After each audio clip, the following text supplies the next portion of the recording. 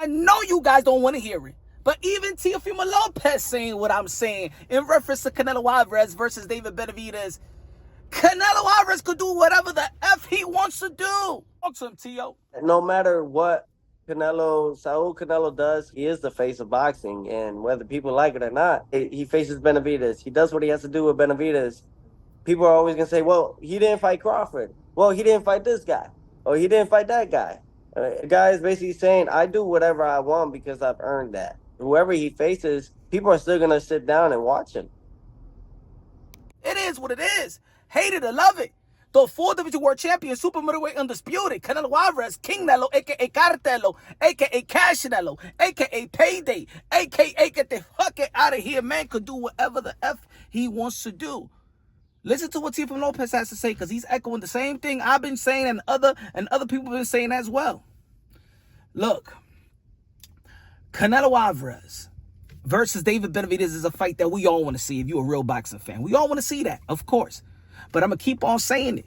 And I'm going to be faithful to and I'm going to stand on my square and stay faithful to the words and an opinion about this in reference to David and Canelo Alvarez not facing David Benavidez. You cannot shame Canelo Alvarez with a David Benavidez or anybody in the 168-pound division, because David Benavidez or nobody else or anybody else in the 168-pound division or the 175-pound division or the 160-pound division has done a quarter of what Canelo Alvarez has done in his career. So how I'm going to shame Canelo Alvarez with a guy that only became a one-time champion, lost his belt on the scale, lost his belt dándose pata? Huh? Come on, nah. You can't. In the end of the day, regardless if Canelo Alvarez have David Benavidez in his let's say Canelo Alvarez beat David Benavidez, like I said before, like Teofimo Lopez was explaining. In the end of the day, what is he gaining? We gonna be like, well, David Benavidez only really just beat Caleb Plant, and he really didn't knock him out like Canelo Alvarez did. And then the beats Andre, who did he beat? You know what I'm saying? Come on, like think about it. He beats David Benavidez, and what's on his resume? That he beat David Benavidez. How about if he beats David Benavidez, then David Benavidez that fight that win doesn't age well. He keeps on losing and losing and losing. Huh? How about that? At the end of the day, a real mega fight in the sport of boxing, it has to be pound for pound versus pound for pound.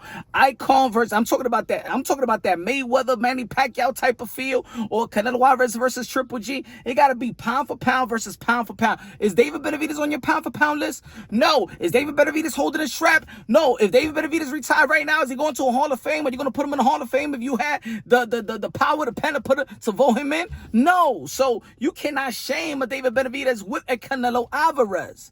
This is not a Mayweather versus Manny Pacquiao. Manny Pacquiao was already a 8th division world champion, 5-time lineal, 12-time world champion. Floyd Mayweather was already a 5-division world champion. It was the number 1 versus the number 2. A1, A2. Icon versus icon. Pound for pound versus pound for pound. Elite versus elite. Lineal versus lineal. And this is what I keep on saying, and some people don't like it. Yes, a fight with Teofimo Lopez versus a Bud Crawford, that's a more legacy fight. Yes, it's a more legacy fight than Canelo Alvarez versus David Benavidez. Oh, you want to argue with me? Oh, you want to debate that? With the hardware, accomplishment, the morals of the sport?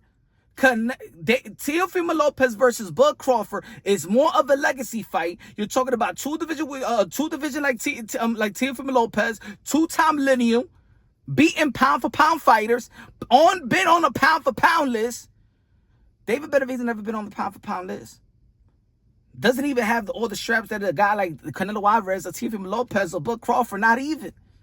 As much as he's entertaining, I like David Benavidez, but again, I want to see the fight. That's one of the primary fights in the sport of boxing, one of the most asked fight in the sport of boxing, but you cannot shame nobody with Canelo Alvarez.